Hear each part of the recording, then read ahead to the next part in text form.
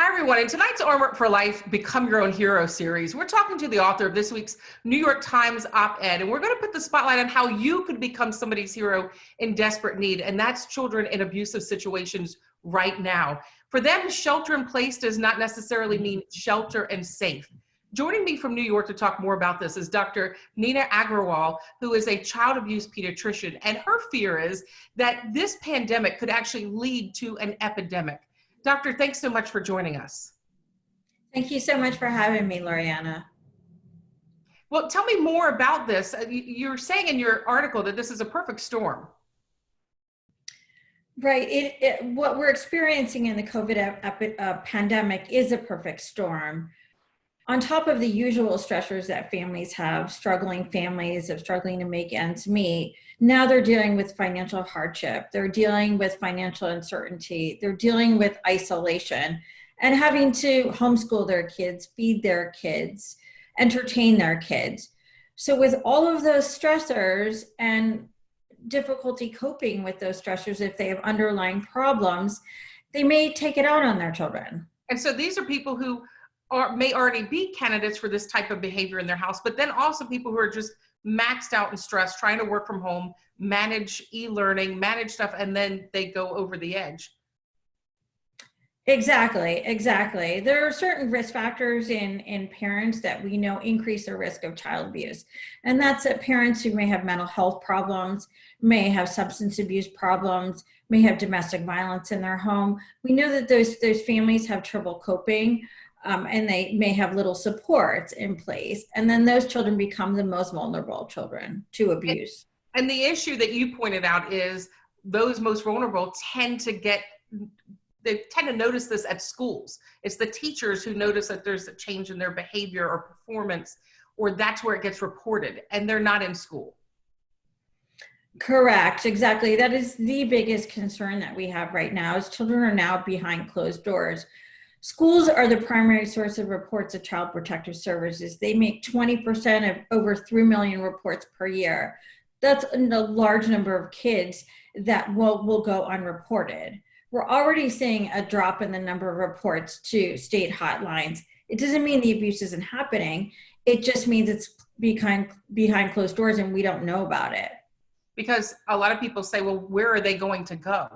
I mean, people are scared to leave their homes. Some people are scared to go to the hospital when they might need help for the hospital. So where would these people go might help us understand why people are not calling for help.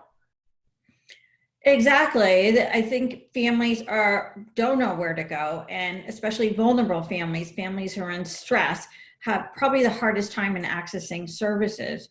So we know that domestic violence calls are up. We know suicide calls are up. So we're seeing the stressors. We're also seeing a surge in physical abuse in young children around the country. So we're seeing the red flags of stress and harm to children because of the pandemic. You mentioned physical abuse, but I know when we've also you've talked sadly about the sexual abuse as well, that could be going on behind closed doors that can't get reported, and there's nobody really communicating with these children.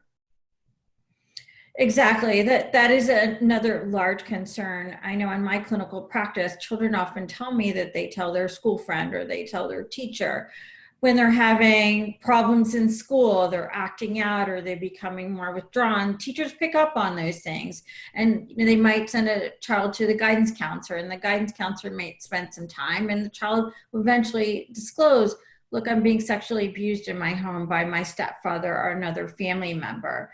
And the school aptly reports that to Child Protective Services and makes sure that child is safe before they return home.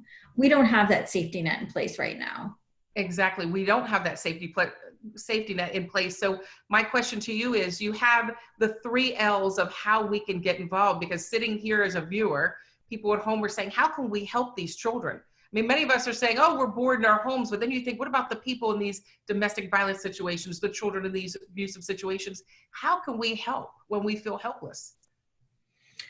It's a great question, and the pandemic has presented new challenges in how we protect children, but it's also given us an opportunity to create a safety net now and that we can use for future.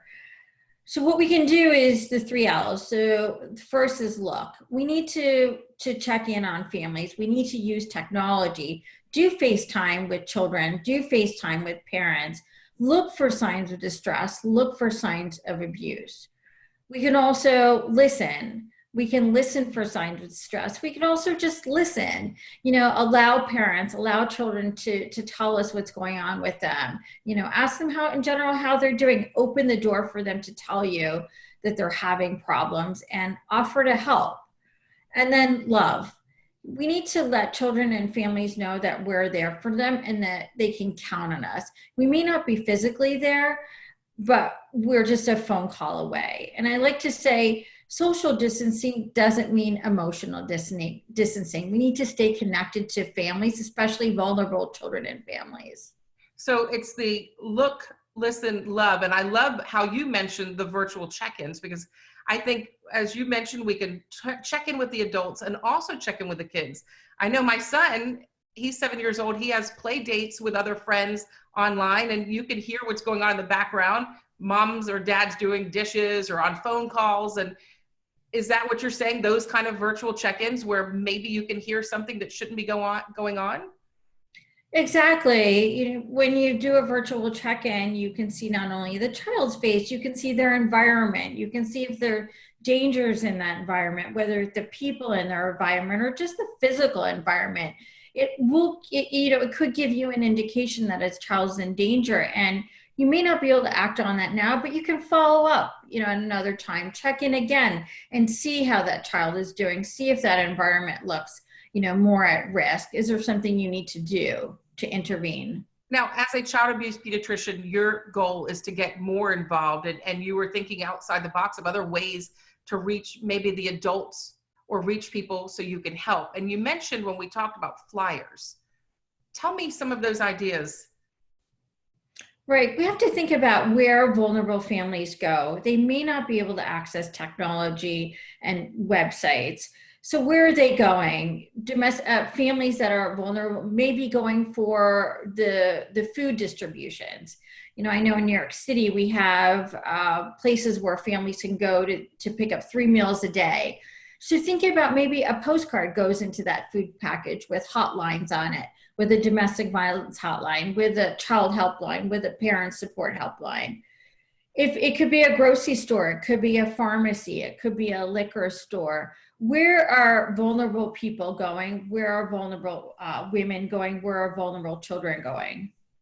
Well, Dr. Nina Agrawal, thank you so much. I think these are all great tips, and it helps us feel like we can help, because it's so tough to sit at home and wonder how can we help those in need, not just those in domestic violence situations, but the kids. And I think some of your ideas are wonderful. So thank you so much for joining us. And we'll stay in touch with you, and hopefully we can check in throughout this, and hopefully it doesn't become an epidemic and we can fix the problem. Thank you so much for having me, Loriana. Have a good night. Bye-bye.